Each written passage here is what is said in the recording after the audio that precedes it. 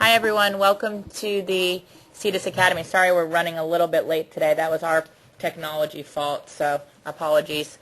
This is our third webinar of the year. We've had a great year kicking off the CEDAS Academy, and we already have several great speakers lined up for next year. So again, I just want to thank CERC for their support with the technology and all the technical assistance and the use of their facility. Today we're going to be talking about permitted and non-permitted use on electric transmission rights of way.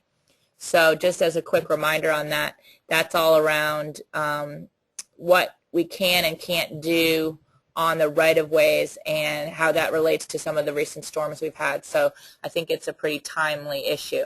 Our two speakers are from NU, and the first one is Hank O'Brien, and he has been a real estate agent, and he has started his own commercial appraisal company, and he's been a real estate analyst with NU for several years. It looks like about 12 years or so.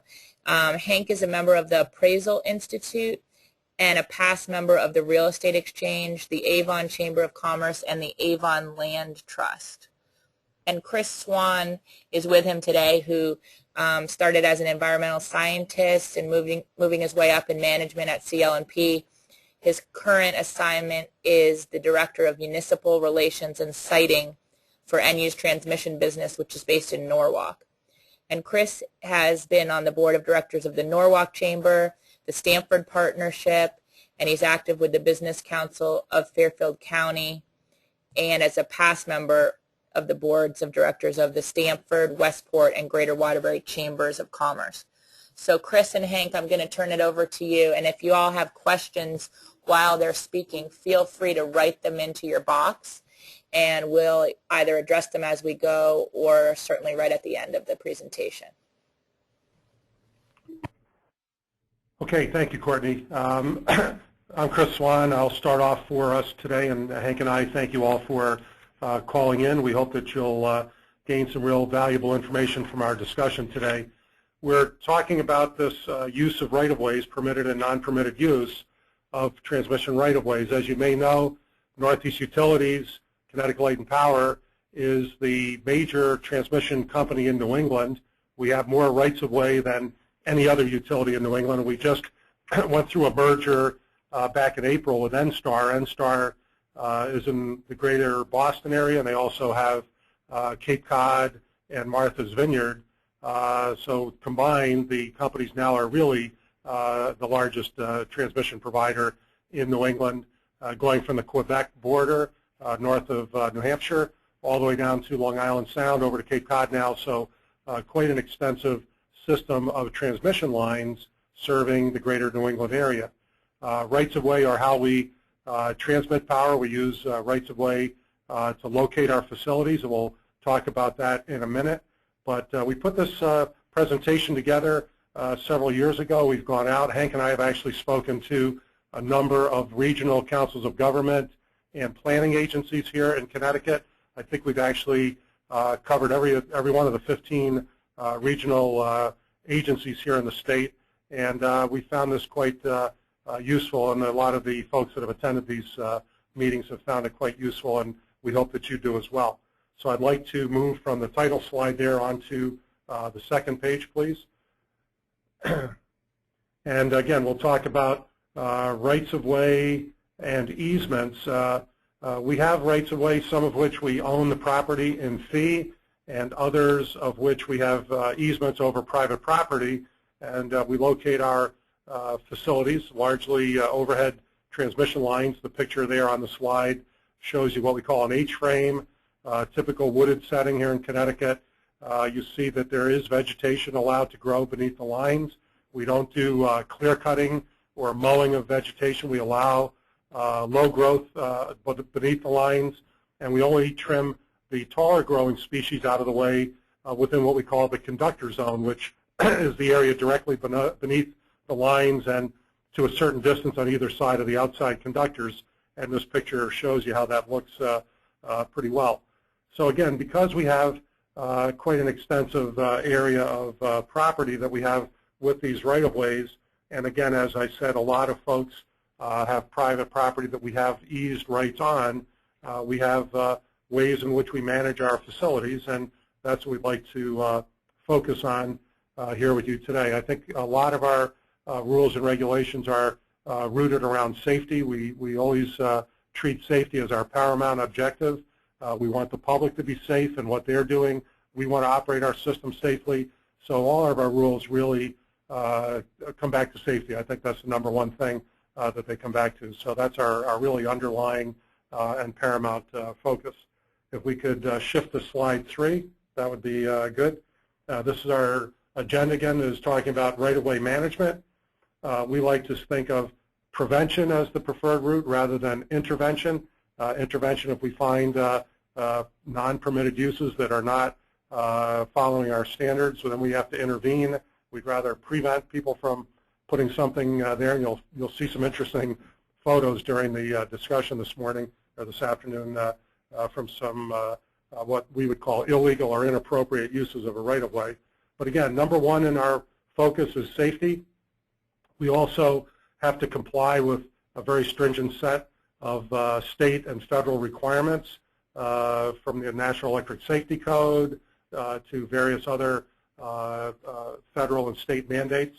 Electrical reliability, a lot of our conductors are prone to being tripped out of service if something gets too close to them, whether that be a tree branch growing up into them or somebody's building a shed or a pool or something, something that might have been inadvertently put in the way.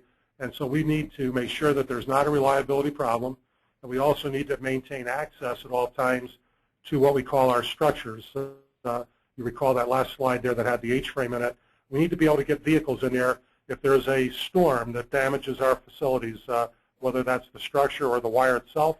We need to get in there quickly with vehicles, with bucket trucks, that type of vehicle, to get up aloft and make repairs to our facility and get the power flowing again through our wires. And reliability is also a number one focus for us.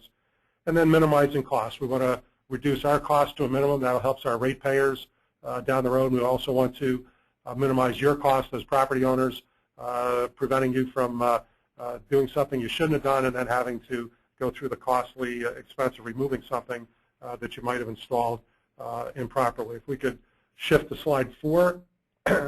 This slide 4 reinforces the fact that we do have lots of right-of-ways. We have about 830 miles, linear miles of transmission right-of-ways here in Connecticut.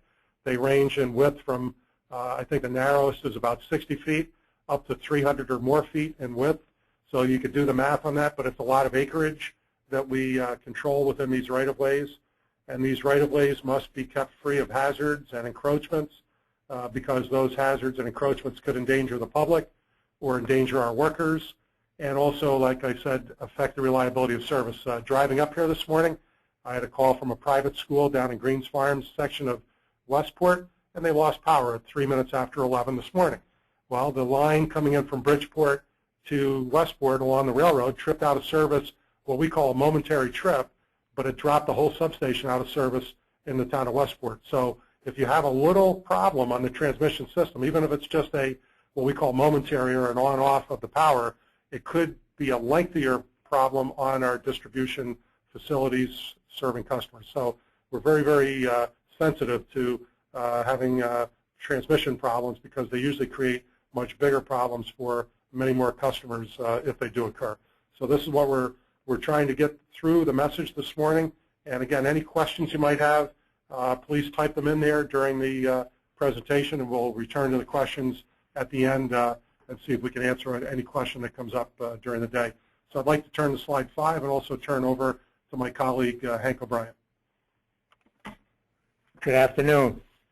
What is a non-permitted use? Well, of course, it's any unauthorized use or activity in the right-of-way that restricts or compromises the full use that the right-of-way was established. And some of the items that Chris has already touched on, clearance impacts is one of the biggest issues besides safety, and clearance and safety kind of go together.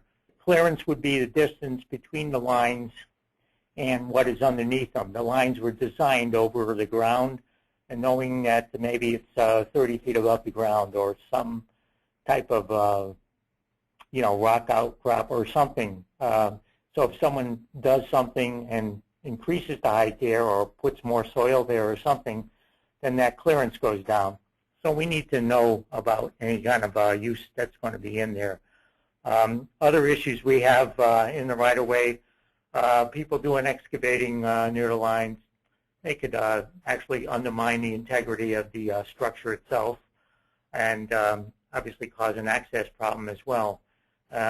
People put dumpsters or buildings or piles of dirt. We can't get to our structures. So these are the kinds of things we got to address now before another storm comes. And as we all know, 3 storms in the last year or so, or year and a half, and I guess all 100-year storms. You know, that says something right there. Anyway, some examples on, if you go to slide 6, that we cannot allow. Obviously, buildings are number 1. Antennas, signs, flagpoles, or additions, incompatible trees. To give you an example, the picture of the red dump truck there, that's an example of, we had a real problem down here where this, it was really an illegal use. Unfortunately, it was allowed by the state of Connecticut, and it was under our lines. And they had a kind of a sand and gravel type of operation and mulch storing kind of thing. This truck, or trucks like it, raised his bed up, and you can see how close those lines are. There was an arcing there. It blew out all the tires of the truck, and thank God there was no one standing next to the truck with his hand against the truck, because that would have been catastrophic. Matter of fact, voltage could even travel on the ground from there. These 115,000 volt lines here. So we need to stop those kind of things from happening. Unfortunately, they're a little more frequently than we would like to say. If you go to slide 7 now, other examples of foundational impacts would be sand and gravel operations. And again, here another picture probably of the same right-of-way where that red dump truck was, where we have excavators forward, and you can see they raised that excavator arm, and again, we got the same kind of conditions going on. But just to sidetrack here too a little bit, one of the reasons that we've got a little more proactive with the permitted uses issues is ever since the major traumas we've gone through at the beginning of the century here with 911 and that large power outage that started in Ohio and was stopped in Connecticut, of all places. The feds have developed an organization called NERC, which is the North American Electric Reliability Corporation. And they are making sure they're auditing all the utility companies in the country, making sure that the product that we have out there is reliable. So things like clearances and whatnot are a major, major thing. We actually have separate project managers and groups of people in the company just totally dedicated to identifying those and removing those. And we've had found gravel and operators where they've had the piles of dirt underlined so close that they're complaining to us that when they get the bulldozer up there, they're feeling a tingling. But they're not getting it. They're under 115,000 volt line or bigger. That's not a good thing. So we have to get them to remove that, and it's got to be a quick process. Obviously expensive for them and expensive for us. If we can go to the next page, slide 8. Just show some pictures of examples of how our access can be blocked. Obviously fences and dumpsters, and you can see this the junkyard in the lower right corner where they piled cars up right against the structure, damages the structure. You know, you get big loaders pushing cars up against things. We couldn't get there in 100 years with all these cars there. So we gotta make sure that's all cleaned up and ready for us to get there when we need to. If we can go to the next slide, slide 9. We have swimming pool. We have a lot of issues with pools. Water and electricity, as you all know, do not go together. They're too conductive. And while pools don't necessarily violate our clearance requirements, as you can well understand, pools are a place of recreation. They attract crowds. You have people having fun. You have long poles, cleaning devices, filtering devices. You have diving boards. A lot of times you have alcohol. None of that goes well. So we're starting to find more pools in the right-of-way. Obviously, especially in-ground, very expensive.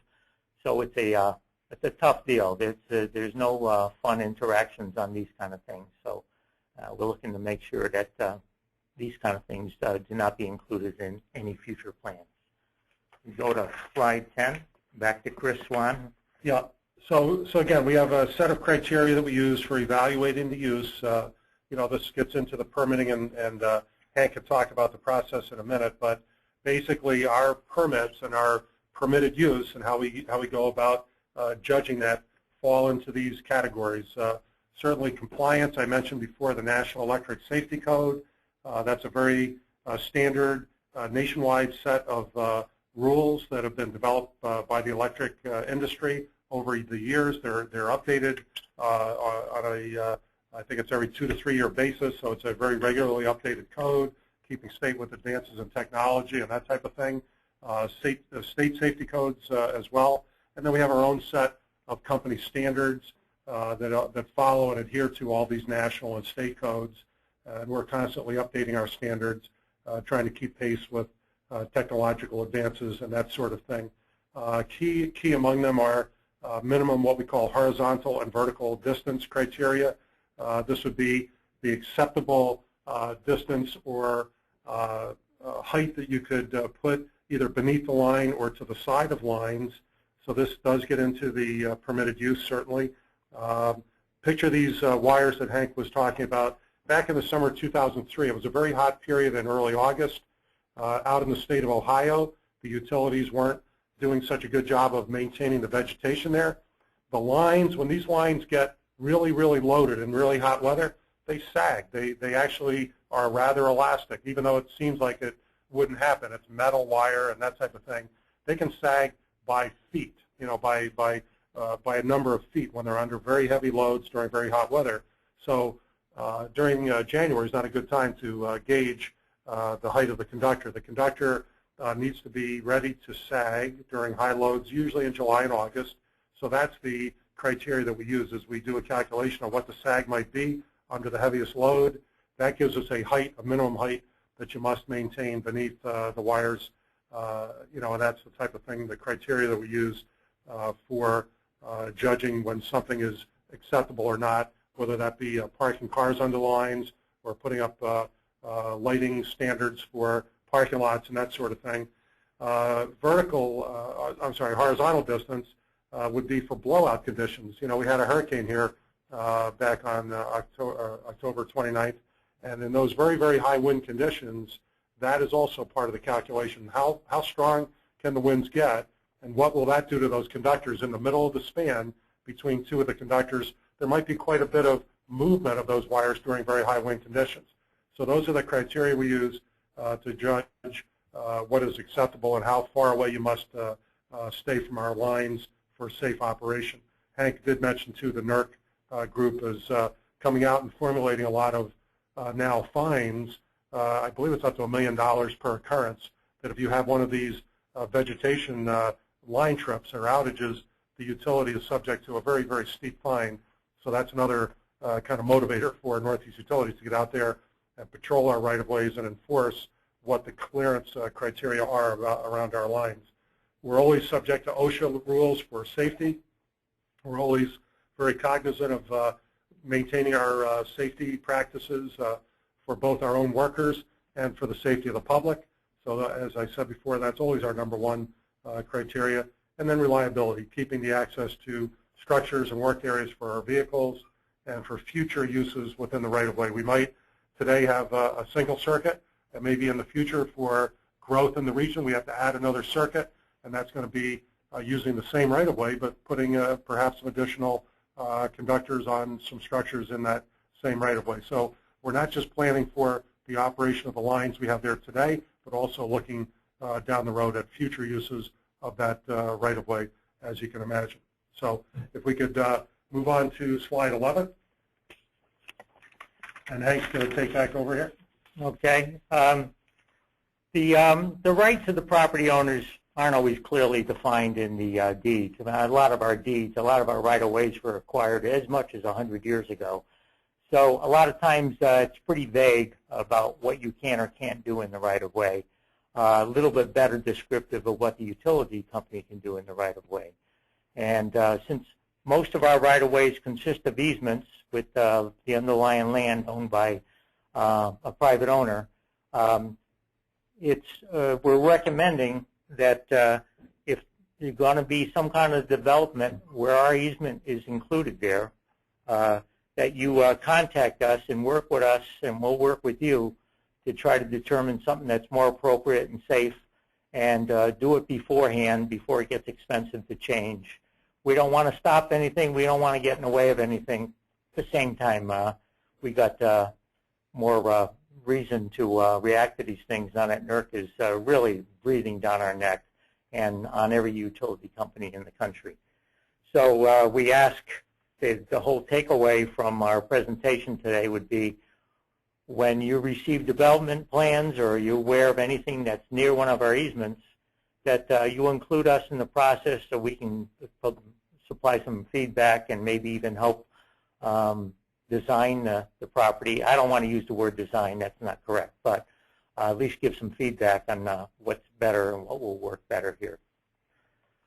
And with that said, I mean, we've had right-of-ways in the state of Connecticut with 115,000 volt lines. Oh yes, I'm sorry, could you please switch to slide 12? Here's some pictures, examples of uses in the right-of-way. Here's a bike path, and obviously agricultural uses, annual type things, not Christmas trees, which tend to, that can get a lot taller, especially the ones that aren't sold. Slide 13 will show additional uses within the right-of-way. If you advance to 13, please. Thank you. I'm sure a lot of you probably don't even pay attention to it, but there's many retail sites you go by where our rights-of-way, our transmission goes right over the parking lots. We have many golf courses with the rights-of-way and the lines going through them. I mean, we've been there a long time. People's backyards, a lot of uses there are allowed. So we're not trying to paint a picture that you know, this is ours and ours only to use. We just want to make sure it's safe and reliable. So again, if we could go to slide 14, we're coming toward the end of our presentation here, but our goal is to, number one, protect the safety of the property owners and our employees and any contractors that we have working for us, and the general public that might be using some of those hiking trails or hiking on a trail system that crisscrosses our right-of-way. We certainly are trying to assure that our facilities are in full compliance with any local, state, and federal requirements. We want to avoid unnecessary expense both to ourselves and to the property owners where we have these easements and right-of-ways located, and again, to ensure the integrity for present use and future use of our right-of-ways. We are today growing, even though Connecticut might be viewed as being a fairly stable population right now with not a lot of population growth. The region is growing, and there are pockets of very large growth down in the Stamford area in this state. Certainly the Boston area is growing pretty well. New Hampshire has got a lot of growth going on in it. And we are expanding our transmission system here in Connecticut. We're building part of a project in the greater Springfield area that we call the Greater Springfield Reliability Project, and that's coming into the state from Agawam down into Suffield, ending in North Bloomfield.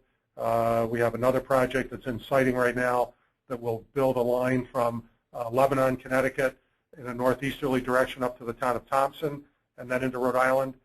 Both of those projects are using existing right-of-ways that will be building additional facilities within them. So we have you know, current projects and near-term future projects going on here in the state to accommodate improving the reliability of the system, to accommodate having more capacity within our system to serve current and future loads. So we are not a static system at all. We're a dynamic system that is constantly changing, and we just want to make sure that everything that is done within our rights-of-way is being done safely and complying with all regulations that are required. So if we could turn to the page 15, our concluding slide. This shows you a email address, rowinquiry@nu.com, or you've got an 800 number that you could call. Either of those would get you a 24-hour response from either Hank or one of his colleagues here to talk about your needs or whatever your question might be regarding use of a utility right-of-way. And we would be happy, again, to work with the towns or developers or private property owners in any way necessary to make sure that things happen safely to the best of both parties' interests, and really that we provide a service to you and the public in dealing with issues going forward from this point in time. So at this point, I would say to my colleague Hank, you got anything else to add, Hank? Yes. What we do if someone does request a package, we'll send out either by email or hard mail. It's approximately a 12-page permitted use packet. Not everything applies to that particular use or development that might be being considered, whether it's someone's home putting some shed in the backyard, or which we hope is not in the right of way, or a developer putting in a shopping center or something. We will send out this application, which is not really an application, but really a description of things that we would like to see for us to make a good decision and be able to provide some feedback to you. And we will promptly send that out to the developer so that they know what we need to see. Okay, that kind of wraps up our formal presentation. I guess I would turn to the host and anyone on the line. If they have any questions, we'd be happy to answer them.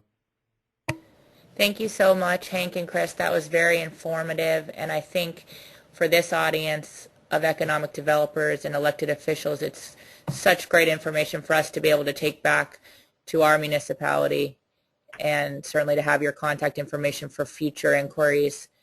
I really appreciate your time and your expertise on that. I don't see any questions in the question box, so attendees, if you do have any questions, be sure to type them in now, and otherwise I'll just I'll leave it for a minute or so up so that Hank and Chris can answer any questions. And again, with the last page, you have our contact information, so you can still send us a question over those lines in the next day or two, whenever you think of one, and be happy to answer them then too. Thanks, Hank. I don't see any questions still, so that means you guys did a superb job of explaining all of your material, and looks like the attendees got what they came for. So thanks again so much, Hank and Chris, and also to the attendees. And this is, again, our last CEDAS Academy session for this year, and we have some dates and exciting speakers to be announced in January. So everyone have a great holiday season, and we'll see you in January. Thanks. Thank you. You too, Courtney, and thanks again for allowing the presentation. We appreciate it. Our pleasure. Thank you. All right. Goodbye.